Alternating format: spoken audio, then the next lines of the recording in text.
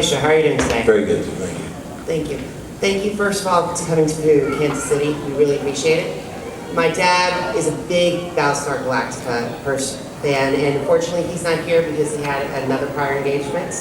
That he told me to ask this question for you. Which were the most difficult scenes to film while you're on Battlestar Gallactica? Oh boy, there was a lot of them, and I think they kind of resonate in everybody's mind because at the time, the death of Starbuck, the understanding when Starbuck tells me that she actually was responsible for the death of my son, the moment when I find out that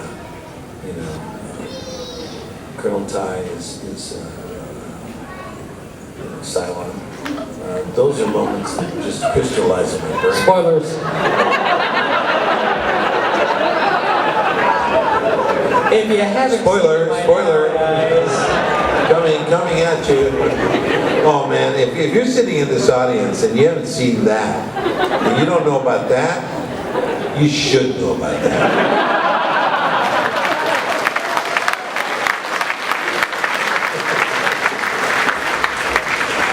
Because I got to tell you, man, it's very, very difficult. I mean, it was the hardest realities I've faced on camera yet.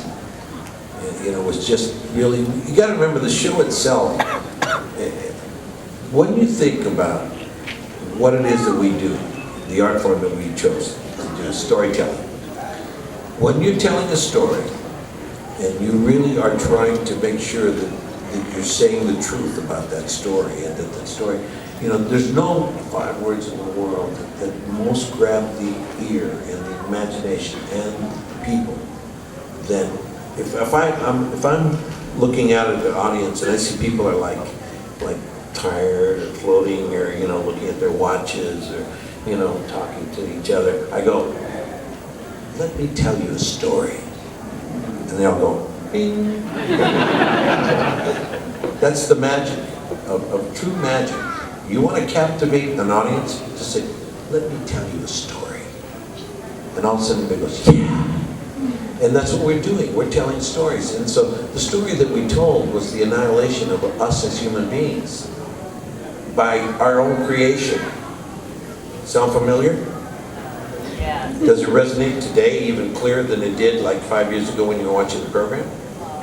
Aren't we closer now that Israel's getting very, very uptight about Iran? Or Iran, and that they're going to probably nuke that part of the world. I mean, come on, I was just with Shimon recently. I pray that those people can sustain the discipline and the patience to allow people to discuss and talk their way out of this one and get these people to stop whatever it is that they feel that they have to stop. I don't want anybody to nuke anybody for any reason. Because as soon as one goes off,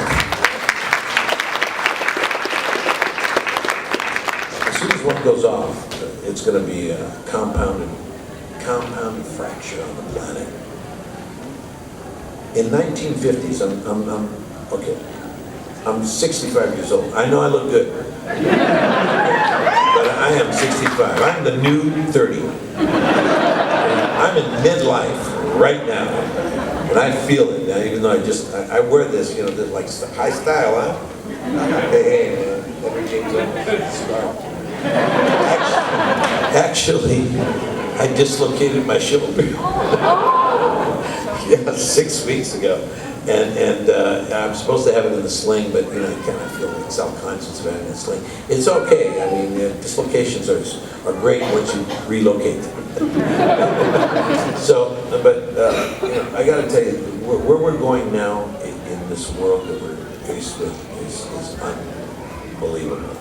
So all I can tell you is that we told stories. The story that I told was monumental. It was monumental, and even how many television shows have ever been in front of the UN? I mean, did anybody see the UN when we were at the UN? Everybody raise their hand. Okay, I advise you to go on. Just put Battlestar Gallactica at the UN, or put Edward James Olmos at the UN, and watch what happened. We actually spoke in front of the entire chamber. And we did it for a reason, because they wanted to know, they wanted to show the rest of the planet, the whole planet at one time, with, by the way, of top art, I mean really popular art of television. And they chose us because we talk about, you know, a reconciliation. That's what they try to do. We talked about children in war in our show, which they are, every day they face this. That's what they do there. So they used our show, they would show clips, and then they would talk about how they have to deal with, you know, suicide bombings, you know, right to life, right to choice. You know, those issues became almost unbelievable because people had a real hard time. I mean, can you imagine all the right to life people when they saw that program? And they had to sit there and go, you know what? The Admiral's right. I mean, they can't allow any human beings to pass. We need every single baby. Matter of fact, I stand up and I go, we gotta make more babies. You know, it's true. Now, are we overpopulated on this planet? Yes. So I understand the difficulty. But that comes to, I think, education. I think we need to know what the outcome is going to be, and we have to tell people what the outcomes are. And we have to educate people on the planet and let them make the choice. People say, well, you really can't do that because people are not going to really do the right choice. I don't believe that 1 second. I believe that once you know what the right thing is to do, you'll make that choice and you'll do the right thing. For yourself, maybe, for your family, second, you know, hopefully you'll be a wise, you know, selfish person.